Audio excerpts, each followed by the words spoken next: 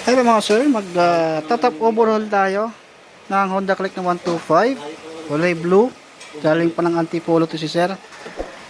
At ang gagawin kasi natin dito mga sir, nag low power na, tapos mausok at maingay yung makina.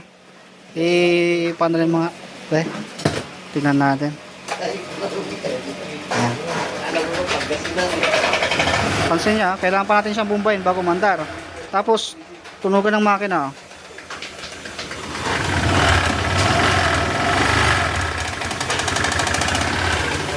Parang may ginigiling na bato doon sa loob. Pero hindi yan sa hindi yan sa panggilid. Natuyuan kasi ng langis to. Kaya obligado, papalit tayo ng black set. Tapos, matic valve guide, dalawa yan. Kasama yan kasi nag low power. At black set, tapos rocker arm, check pa natin yung camshaft. Nakadepende kasi yan sa pag nabuksan natin. Pero yung mga servo na sira, pag ganun tunugan, yung black set tama, saka yung valve guide, intake, saka exhaust, yan yung servo na papalitan dyan. Tapos yung ibang pisa, check pa natin. Na-check na yung sigunyal nito at wala naman siyang kalampag, kaya hindi siya mapapagastos ng kalakihan. Hindi tulad nung mga yan. Ito. Tsaka yung gantong isa na kulay blue, na ganito rin yung problema, mausok. Tapos maingay. Nung chinek yung sigunyal, ayun, umaalog. Camshaft damage, rocker arm damage din. Valve guide, black set. Kaya medyo madugo. Ay, alam niyo naman siguro ang presyo ng pisa ng Honda. Hindi po kasi yan pare-parehas. Magkakaiba kasi yung niyan, yung bintahan. Kahit same ng Honda, same ang binibenta, pero magkaiba ang presyo. Kaya hindi pare-parehas. Kaya ito, tatap over natin. Iniiwan na ni sir. At ito, i-video ko para makita ni sir yung kung ano yung sira ng motor niya, para kahit pa paano sa susunod ay maagapan niya. Kapag ganito yung nagiging problema, kinukulang sa langis, kumbaga na-overuse.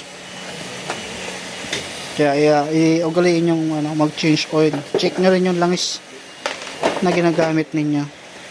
Kapag fully synthetic, para sa akin 2.5 maximum ko doon. Tibaling ma-aksaya ako sa langis. Huwag lang ako ma-aksaya sa pisa, kasi bukod sa maapektuhan yung hanap buhay mo kung ginagamit mo to, gagastos ka pa, tapos matitingga ka pa. Kaya di baling maagap na lang sa langis. Langis lang din naman ang nagpapabuhay dito. Sa kunting maintain, check lang ng mga spark plug, valve clearance, CVT, tapos magneto cleaning, checking wiring. Goods na goods siya. Tatagal talaga yung motor nyo dyan.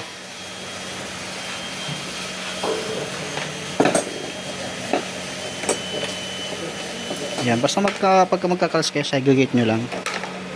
Kapag first time nyo magkalas naman, kung makakalimutin tayo, tutok ka lang ng isang cellphone mo dyan. Gusto mong mag DIY, tutukan mo ng cellphone mo. Example mo, bili ka ng tripod mo, yung stand, tutok mo ng ganyan habang gumagawa ka ng ganyan. Kada tanggal mo ng tornilyo, titignan mo yan. Titignan mo kung para dyan, para at least makalimutan mo. Check mo na lang yung ginawa mong video, para at least doon ka lang titingin. Yan yung pinakamainam na gagawin ninyo mga sir kung gusto nyo mag DIY. Importante naman dyan may tools kayo. Umuusok to, hindi ko na sa inyo pinakita yung may kita nyo naman yan. Hindi natin biniri kasi itatap overhaul natin para hindi na uminit.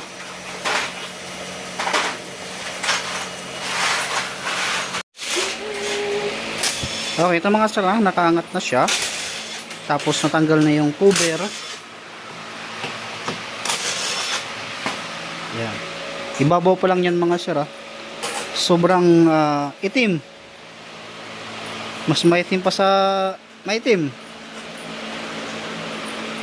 Yan, kaya madaling masira yung ating makina. Sobrang kapal ng ano na. Oil sludge. Okay, bali tanggalin muna natin.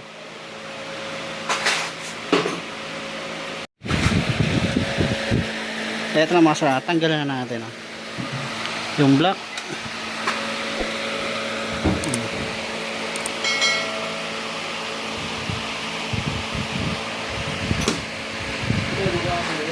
Yan, may kayon. Kaya papalitan yan. Tapos valve guide, check natin yan. Piston. Ayan, may gas-gas. Kita nyo naman dito sa may gilid. Ayan. Kasama yan sa papalitan natin. At i-check natin yung camshaft kung may tama sa rocker arm. Pero yung valve guide, matik po yan. May problema na yan. Hindi po yun ang magandang oil na angkop sa motor ninyo. Sobra itim.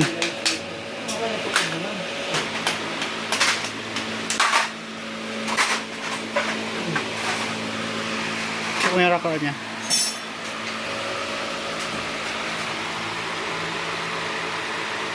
Okay. Goods. Okay. Goods. Camshaft naman yung check natin. Pero yung valve guide niyan mga sir, matik yan. Kasama yan sa kapalitan natin.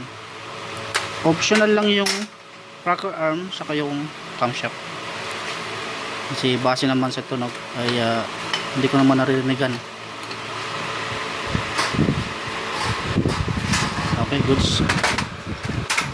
Valve guide, yan, sure po yan. Kaya mas maganda pa rin yung actual natin na ma-check. Mahirap kasi yung ano, yung magsasabit na ito yung problema, pero sa actual hindi naman pala. Pero base naman sa mga naging karanasan namin sa mga ganito, tulad ng una na hindi pa nakakalas, ay nasabi ko na black saka yung valve guide. Kumbaga optional yung iba, dahil makikita nyo naman din sa itsura ng motor. Pero hindi naman siya bumigay, kaya good siya.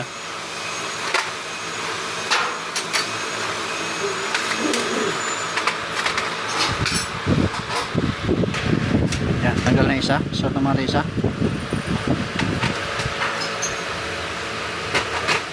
Yan. May kayo ng basahan sa ilalim.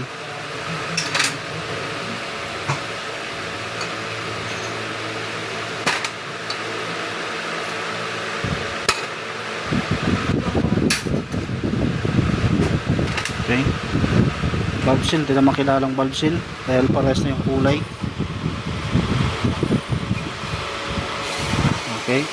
Yung kabila. Yung kabila mayroon. Yan, wala. Ang goods pa pala ito eh. Pintik. Tapos syempre i-check nyo na to sa valve guide naman. Kapag nag-check tayo nito mga sir, kapag once na matulis na, yung parang nakakasugat na siya, obligado kailangan nyo na palitan ito. I-check mo mama pag naugasan. Pero yung valve guide, ito palitin na to. Yan, malaki, natulis na. Okay pa. Yung valve guide na lang, valvula. At least inactual natin. Palugin mo nga to. Kung mayroon, sigunyal. Wala. Goods. Okay, yun na ipapalitan natin. Order ko muna yung pesa nito. Tapos hugasan na natin yan para gumanda. Eto na mga sa nalinisan na natin yung kanyang cylinder head. Ito na oh. Hindi po yan doon sa isa yan. Ito yung sa kanya na wala problema. Pisa, ayun na. Saka ito, kakabitan natin yung valve seal. Lahat ng ginamit natin yung mga sir ay lahat ay original. Hindi tayo gumamit ng aftermarket kasi ayaw ko yung kakabit yung aftermarket, lalo kung nagbibigay ako ng warranty. Sa amin po galing yan. Nagbibigay ko ng warranty sa PISA pag galing sa amin. Kapag hindi naman galing sa amin, labor lang. Kasi baka mamaya okay yung gawa, kaso ang bumigay yung PISA, eh syempre kawawa din naman kami kung iwawarranty din namin yung PISA, hindi naman galing sa amin. Nakadepende yan kung mali lang pagkakagawa. Ayan, madali lang pag-usapan yan. Pero hindi galing sa amin, hindi nagwawarranty, lalo kung brand yung mga ganito. Ako lang naman yung nagwawarranty sa PISA. Basta tama lang yung yung pagkaka break in, ganyan, hindi natuyo ng langis, ganyan. Kasi kahit anong tibay nung PISA, kung nagka problema sa langis ay masisira din. Kakabit na ni kapulong yung block. Kapag 125 yung ginagawa nyo, dapat 125 din na PISA. Ayan, ang dami natin ginagawa today, puro down ng makina. Yung isang ganto nasa labas kasi Friday pa daw magkakaroon ng budget dahil malaki yung magagastos nyan. Yung may-ari ng PISA na yan, kulay blue din.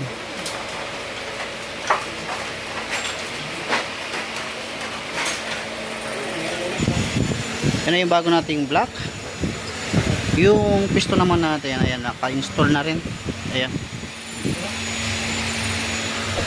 pati piston pin lock, yan, kasama yan dyan sa ating block set hanggang sa valve seal, gasket. Okay, hindi pa na nag-renting compound, kaya nag-renting compound muna para lapat na lapat yung ating valvula.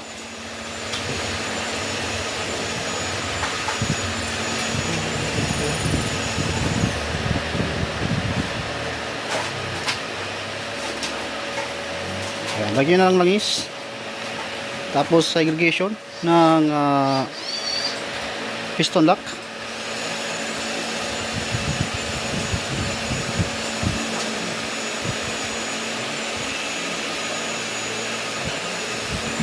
Dowel pin, huwag nyo rin kalimutan. Base gasket, dapat huwag nyo nalalagyan ng sealant. Yan, kinakabit na ni kapulong.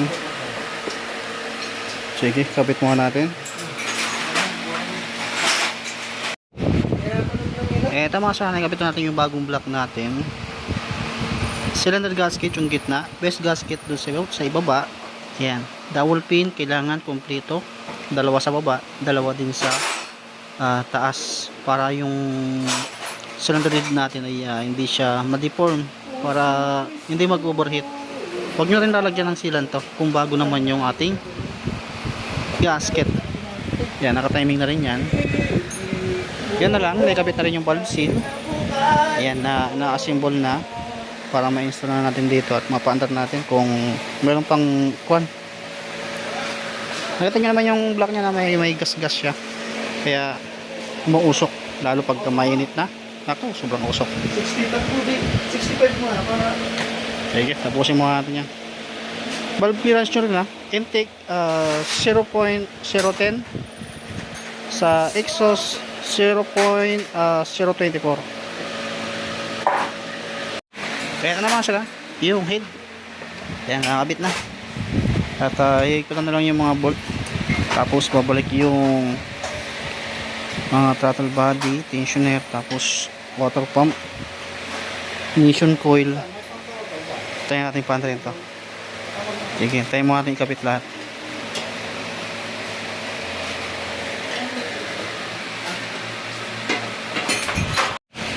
Ito na mga sala, naikabit na lahat. Kumbaga, dinidrain na natin yung langis nya kasi kasama yan sa papalitan natin. Greasing oil ang ating gagamitin dyan. Coolant meron na? Wala pa. Tapos coolant. Ayan, pwede natin paandarin yan.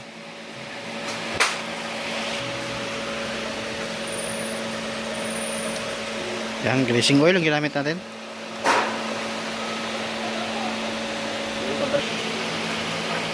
Okay, kulang na may lalagay. Tapos pwede natin paandarin. Ayan, panel, ayan, kulang panel. Ayan, tahimik na oh.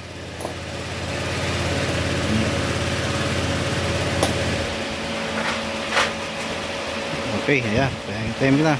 Diagnose na lang ko lang yan. Tapos painitin, ibabalik yung panggilid. Ay, okay na to. Yan na lang. Yan o. Siyempre, under brake in pa rin ito mga sir.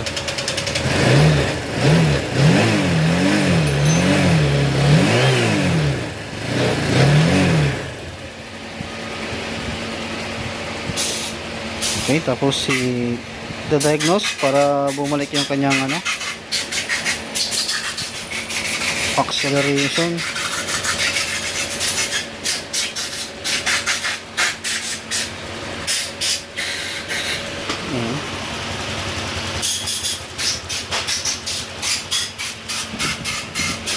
Maandar yung mga sara, kaso hindi natin makita yung ayan na sunburn na yung panel gauge niya. Yung panel gauge niya, hindi niya mamumonitor yung niyan, yung kung kailan siya magpapalit. Yun lang guys. Yan, tapos kakabit na yung pulley, goods na yan. Yung pulley naman niya ay palitin na rin.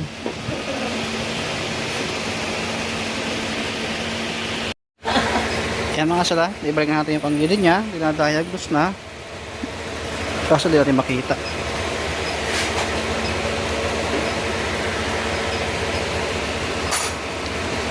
Yan, after ma-diagnose, ay painitin pa natin para malaman natin kung mayroon bang tagas or overheating. Yan, na-observean natin mabuti yan mga sir, para pag pinick up ni customer, syempre ay gagamitin niya, hindi yung pababalik-balik siya ulit. At kung sakaling pag-uwi niya hindi lumabas ngayon at nagkaroon ng problema, kapag may concern kayo sa gawa, mas mainam na dalhin nyo na lang dito.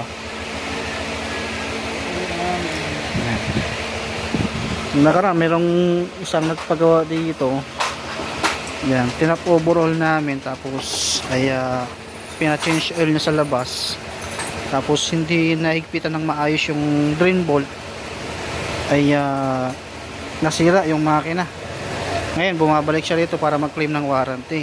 Hindi naman din uobra ang pagpapawarranty kasi nga pinagawa niya sa labas, at hindi naman namin kasalanan na lumuwag yung kanyang tornilyo kasi pina-change na sa iba. Kaya fault na nung unang gumawa nun, hindi kami, kasi goods naman yung motor niya. Kaya nga nakapag first change oil siya ng 500 to 1,000 km. Kaso hindi naigpitan ng maayos yung drain bolt, nalaglag. Kaya mas mainam pa rin kung sa amin nyo pa rin ipapa-change oil yan, para at least na-double check, na monitor uli yung motor ninyo na ginawa namin. So, sa lahat ng may concern dyan, dali nyo lang dito.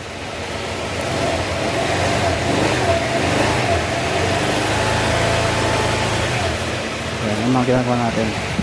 Okay, painitin mo natin. Pabalik na yung upuan.